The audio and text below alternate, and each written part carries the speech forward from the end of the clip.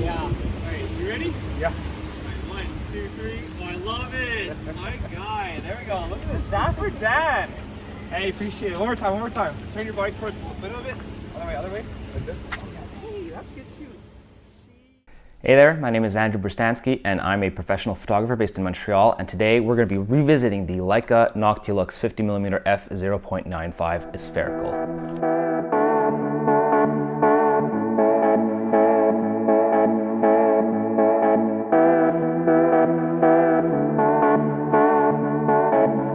A few videos ago, actually, Camtech lent me one of their Noctiluxes to try out and take for a spin. I wound up comparing it to a 50mm TT Artisan's 0.95, which obviously there were a few differences between the two lenses, namely their prices. So that was a very technical review, and I find that these lenses don't really need to be reviewed in such a technical aspect. And I definitely like to see how the lenses compare, especially when I threw the Summilux into the mix. But today we're going to talk about how this lens is like as more of a long-term review. So I've had it in my possession for the last 3 weeks. My friend Nick lent it to me while I was on vacation, and I'm very grateful for the experience to try it out. And here we are 3 weeks later, and here I am talking to you guys. So let me just say, my conclusion is still the same. I'm happier with my Summilux because of the size, the minimum focusing distance, and the similarities in rendering. But also, I still prefer the bokeh of the Summilux. But there are a lot of things that the Noctilux does better than the Summilux, and obviously that would be the subject separation. But I also found that kind of 3D pop that this lens produces is a little bit more pronounced, not with only the sheer speed of the lens, but also the rendering. It's very glassy, it's very full of contrast, and that's where this lens really excels. And I really, knowing already that this lens produces color fringing and that there is a massive amount of field curvature and as well as the size, let's be real, the overall rendering of this lens was fantastic. And I really wanted to throw it onto, some black and white film, and that's exactly what I did. And my God, this lens really, really excels in black and white. So let me just take you guys into the street real quick. I took it for a street photography session the other day, and you'll see how it behaves in the street and with the general public, let's say. So check it out, and we'll talk about it after this. Okay, yeah, here, let's do it. So yeah, let's put it at 400 just to Get a little bit more speed, and then not easy. And look at this. When you take a picture, you see the freaking shutter through the lens. Through the lens. It's kind of funny. It's fun. I mean, it kills the element of surprise. Let me tell you that. When you're aiming the lens at somebody and you take their picture, and all they see is boop. They see the click. Yeah, it's funny. At least it changes the way you take pictures of the Leica. That's for sure, though. That's the best. The only thing that's crazy about it is its price. It's like still over 10K. Yeah. I mean, if you could find one for under about 10K, could be somewhat worth it. Yeah, I don't know. I mean, here's the thing. Is it's so expensive, and it doesn't beat the Summilux at 1.4, and you get a crazy amount of field curvature. But, and you're never gonna nail the focus. You have to accept it. Like, people that put this on the M11, I don't understand. Yeah, with 60 megapixels, you miss by a micron and you're off. And you notice it with this lens. It has the contrast. I find this lens is much better on film. Like, I brought my M3 because I find it with pairs. The 0.91? Pairs perfectly with the M3. When I got the lens, I literally didn't even bring my M10. I just took the M3 out and I just shot a roll of film with the M3. Because it makes so much more sense on the M3. Yeah. And I find that the contrast, because that's its biggest selling point, is the fact that it has more contrast than the Summilux. By how much? It has a little bit more. It punches. It stands out. The Summilux is a lot more neutral. Yeah, it is. Yeah. This one, even in the back of the camera, you can see back screen how. I mean, it's kind of ridiculous, though. Wow. Hey, you're pretty good on the focus for that depth of field. So got practice. Pretty cool. This thing is cool.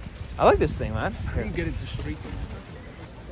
And I noticed that I think it dips towards the edges, but when you pop it down to like f5.6, then it gets really, really sharp. At f8, you're crispy. Clean. And And when you're shooting at that aperture, you're getting such a high resolution lens. It's crazy cool. The only thing is you're buying this lens for 0.95, but the thing at 0.95 is you have to get used to the fact that it has a lot of color fringing. It has not the sharpest image, just a lot of contrast, but the subject separation is what's up. And if you're shooting like portraits, like medium close distance portraits, then you're gonna notice that the pop is there. That's what you're paying for at the end of the day. Yeah. That 0.95 aperture, but that is mainly for portraits, for close-up portraits. Otherwise, if you're shooting like anything else that doesn't require you to take pictures of the subject, just get a Summilux. The Summilux is not going to have any color fringing. It's going to have such a similar amount of depth of field, and and I prefer the colors and the look of the Summilux. It feels a little more artsy, more organic. Yeah. Cool. Look at that. It's fun, and you can shoot. I keep missing the shots. That's the thing. But I guess this is where it shines, is in the city stuff.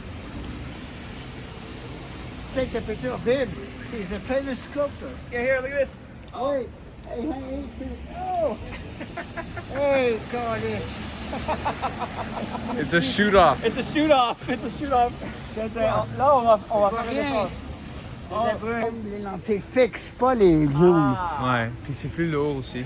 C'est plus tard. Bye. Bye. You know what I like about this lens is that I bumped into a few people holding it, and nobody knows what it is. No. Nobody knows what it is. What was it? Oh yeah, I went to go see my videographer friend the other day, and I had this lens with me, and he was so blasé about it. I'm like, you're gonna look this lens up when you get home, and then you're gonna realize that you didn't take advantage of how cool this lens is. Big time. Oh man. Okay, I'm having fun. I'm just trying to shoot from the hip, and it just ain't working. No. Let's walk a bit. But check this out.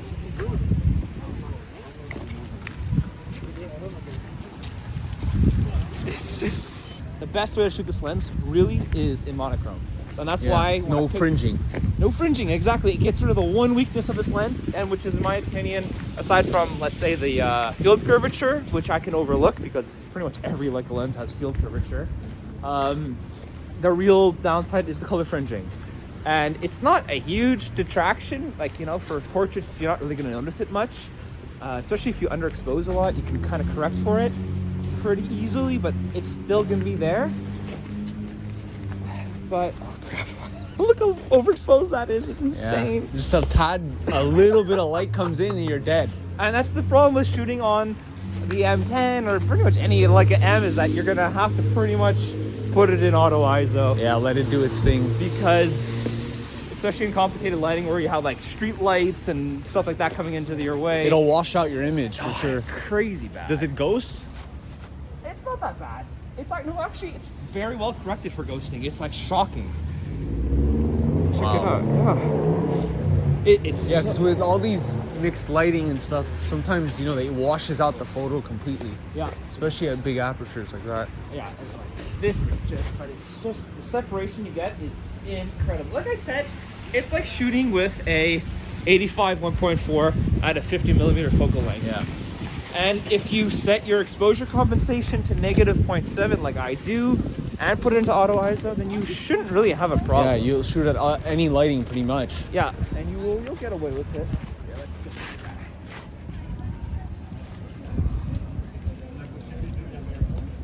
All pink and rosy. But after using the Summilux and the Summicron collapsible, I've had this lens for 2 weeks now, and I've used this lens only a handful of times because I'd rather just walk around with something smaller. Yeah. And also the cost, No, I'm thankful that nobody knows how much this lens costs, but it's crazy to think about. I'm walking around with something that costs more than half the cars on the street. Yeah. It makes no sense. Okay. Can I take your picture? Thank you.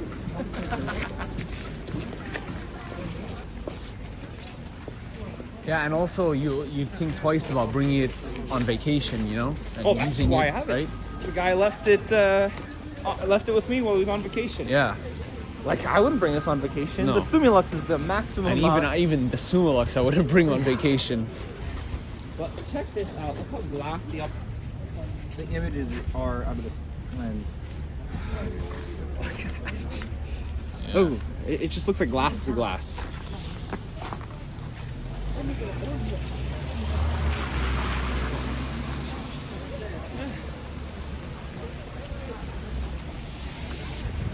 Everything's starting to open up. So odd. In the midst of World War III.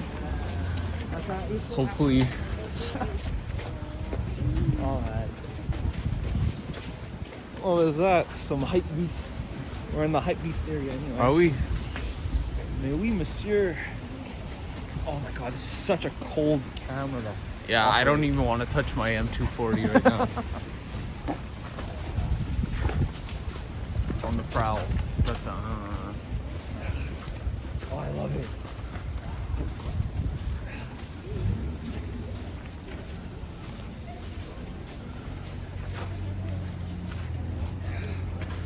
You get it? Yeah, I love the lighting. Nailed it! Look at that. Oh yeah, That's crazy. that's some Kai Wong street talk stuff Exactly. right there. We just need an old lady pushing a cart and we're good. This is Yeah. fun, but for everything else, the only thing I prefer this over the Summilux for is the focusing. It's so Yeah, it's precise. much better. I just like how you have full control of everything. Like, it's just so much more precise. You mind if I take a picture? I love your getup, man. I love it. Can I take a mask off? You don't mind? I appreciate it. Here. Oh yeah. All right, you ready? Yeah. 1, 2, 3. Oh, I love it. My guy. There we go. Look at this. That for Dan. Hey, appreciate it. One more time. One more time. Turn your body towards the middle of it. Other way. Other way. Like this. Oh, yeah. Hey, that's good too. Sheesh. Dude, that is. Wait, face. Come here. Yeah. You're doing good. You're doing good. I like this. I like this. All right. Ready? And 1, 2, 3. Oh, dude. Thanks so much, eh? Thank you. Appreciate it. Have a good night. Hey, you too. Hey, ciao. What a good sport. Yeah. There we go. See it overexposed? We'll see how this fares later. Oh no, they're perfectly fine. Look at that. Crap, I really hope I got the focus on. I don't think I did. No, I didn't see. But just barely, it doesn't matter. Yeah. So cool. I'm curious to know how the new Voight F1 is. Oh, don't say that. Apparently it's better. What? Yeah. No. Yes. Nah. There's no way. But the thing is that there's one thing that Noctilux does that no other lens can do, which is that creaminess that you get. Yeah, It's there's just- no jump. It's seamless. Yeah. You want to go see Mansfield getting torn apart? By the way, I'm shooting at 1/250th this entire time. ISO 400.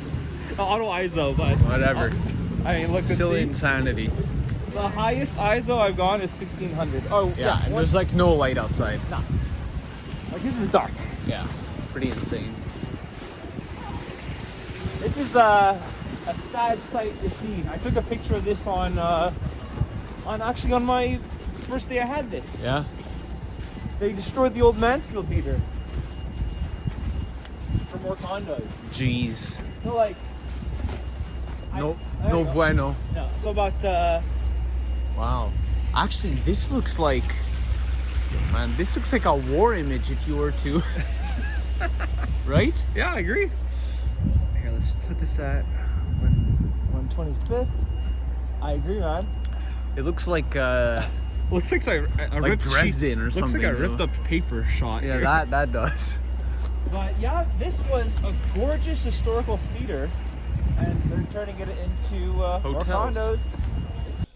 As you could see in the street photography, I missed a lot of shots. It's very, very challenging to use, especially at 0.95, but you have to really acknowledge that if you're getting this lens and using it mainly on an M camera, you're gonna be missing a ton of photos. It's a given. But if you're looking at it on like an iPad or a phone or something like that, you're not gonna really notice that much. So just don't magnify your images too much. I mean, let's be real, the Summilux is a hard lens to focus. This is just extremely hard to focus. And even for someone that, like myself, that's been shooting M's every single day for the last 5 years, I still have a hard time nailing the focus with this thing. So you just have to acknowledge that, and if you want, stop down. And that's really something that's really cool about this lens too, is when you stop down, you really start losing that vignette. And the vignette is really one of the things that I find like you have to embrace with this lens, but at 1.4 to f2 it really dissipates. So I did a few photos of a protest that was going on downtown when the first day I got this lens on XP2 400, and I shot it at like f2, f2.8, and my God, it looks like you took the pictures on a medium format camera. It's incredible, the resolving power of this lens, the contrast, and of course the bokeh are just so pleasing. And that's really why I am more excited about this lens now that I've had it for so long. And it's just a treat. So you just have to acknowledge that you're going to be missing a lot of the shots. I would suggest getting this lens if you have an SL, 100%. Like if you have the means, obviously this is an extremely expensive lens, but this could be your only 50 if you have an SL, because the SL isn't really a pocketable camera anyway, and this lens kind of, you know, matches that size a bit too. So the rendering is just classic but modern at the same time.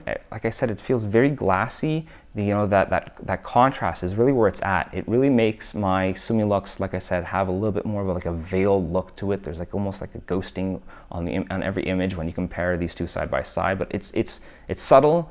But when I look at them side by side, I could see it a bit. The colors on the Noctilux are very saturated, very punchy, as are the ones coming out of the Summilux, but I find the Noctilux, just because of that added contrast, just has more of a pop. And of course the shadow depth of field is there too. But this is where I keep coming back to the Summilux for, because look at the size difference between these two. And truth be told, the shallow depth of field, what you're gaining out of the Noctilux, yeah, of course you're going to get a full stop, which is insane, of more light gathering capabilities. And that novelty doesn't seem to wear out too much, so it's a lot of fun, especially when you're shooting indoors. But at the same time, when you have a lens that literally looks and weighs so much more and takes up so much more of your, you know, camera bag, let's say, the Noctilux just becomes more of a burden as you start to walk around with it more. This is really just an occasional lens to use, whereas I find the Summilux, just given its size, is so much more portable and so much more tempting to take out. And honestly, with all my 39mm filter thread lenses, I even take out my Summilux less often than I ever thought I would, because I'd rather take out a smaller lens. So now I have a 50mm Summicron collapsible I like to take out as well, and my 35 Summicron. You know, my bigger lenses like my 35 Distagon and this 50 Summilux spherical, they actually wind up staying home more often than I care to admit. And so the Noctilux was really just a reminder of that for me when I had it for the last 3 weeks. So it was fun to know that I have it at home, but at the same time, it stayed at home most of the time, because A, when you're walking around with an M10 and this lens around your waist, you're walking around with a camera setup that costs more than most cars on the road. It's insane. And B, it's just cumbersome. So yes, the focus is fun to use and the effect is really, really cool, but it's very challenging. And one of the things that I did notice about having such a fast lens compared to the Summilux and that added contrast, now we're going to come back to that increased contrast, much like I have with my 35 Distagon, makes your highlights clip a lot harder, because with the Summilux you have that, you know, like I said, that kind of ghosting, that veiled, softer image, let's say. It looks softer at least, but it really isn't. And that kind of halation filter that you have on the Summilux makes your highlights clip way less severely. It looks like they just glow a lot more. Whereas with the Noctilux, you have that to a certain extent, but it's not to the same degree that you have with the Summilux. And what happens is now your highlights really just clip and become harsh. So on a digital camera, where you're really juggling with the auto ISO, if you're using auto ISO, if you're setting your ISO manually, it's really hard to predict 0.95, the light gathering capability of 0.95, especially on the fly. So I've run into a few instances where I just wasn't quick enough to adjust and accommodate for that increased exposure, and my highlights were completely washed out. And that's where obviously shooting this on film would be much more forgiving, because, you know, you're not going to have any clipped highlights. And And that's kind of where this lens kind of shines the most. So I keep returning the film because that's really where I would love to have this lens the most on. And that's where my friend Nick that lent me this lens uses it the most on. I would say using this on a digital M is definitely fun and engaging and challenging experience, but I prefer using it on my M3, to be honest with you. With the 0.95 magnification viewfinder, 0.91 I mean, and just the whole general feel of the setup, it feels nice, but it's just huge. So I don't know where I stand with this lens, to be honest with you. The price is definitely one big hurdle that you have to overcome, but it's definitely fun to use. But having the Summilux at my disposal, comparing these two together, I'm still more of a Summilux guy. That's really where I've come to the conclusion.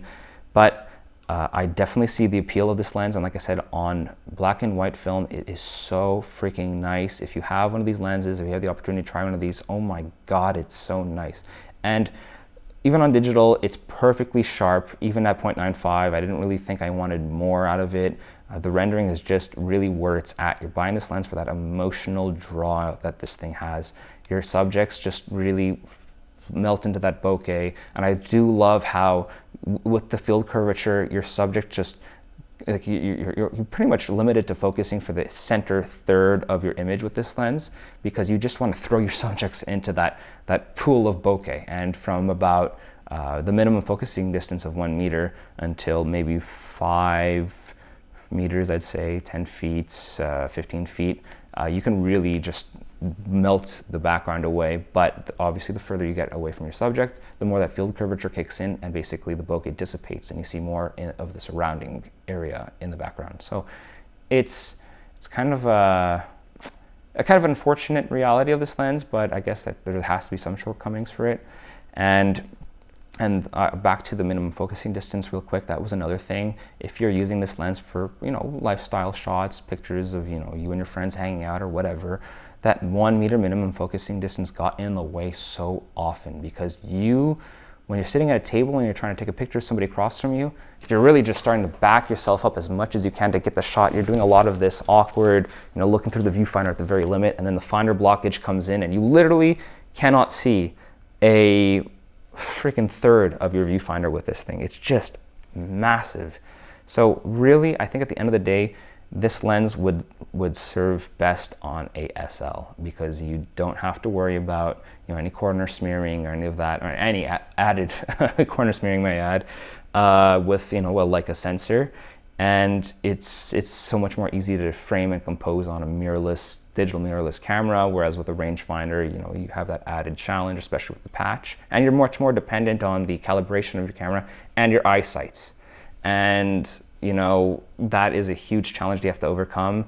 Acknowledging that you're going to be missing a lot of your shots is one reality, but at the same time, you can get them a lot easier with an SL than you would with an M. So if you have an SL2, try one of these out. That combination, converting those DNGs into black and white, would be so freaking sick. Oop. Here's the dog. Hi, Hilly. And even for taking pictures of family members and loved ones, it's really a flattering lens to have. But like for my pets, for instance, there's no way I can keep up with the movement.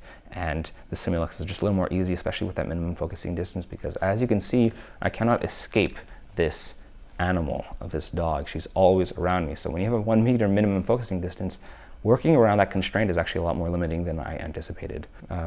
That's pretty much it, honestly. I hope that you found this interesting, because I sure did. I was really happy to have the experience to try this lens out for such an extended period of time.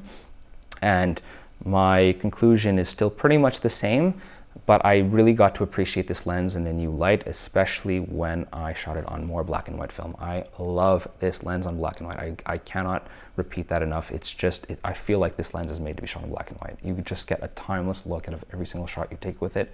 And that's where, that this lens will definitely have its own niche. So please don't forget to like and subscribe. I appreciate your support. It takes a lot of time and energy to make these videos. And if you don't mind subscribing to help me out, I would appreciate that too.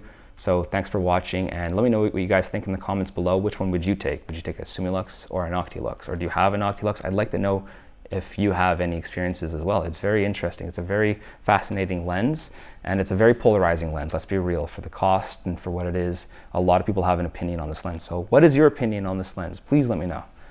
So thanks again for watching, and see you guys in the comments below. Cheers.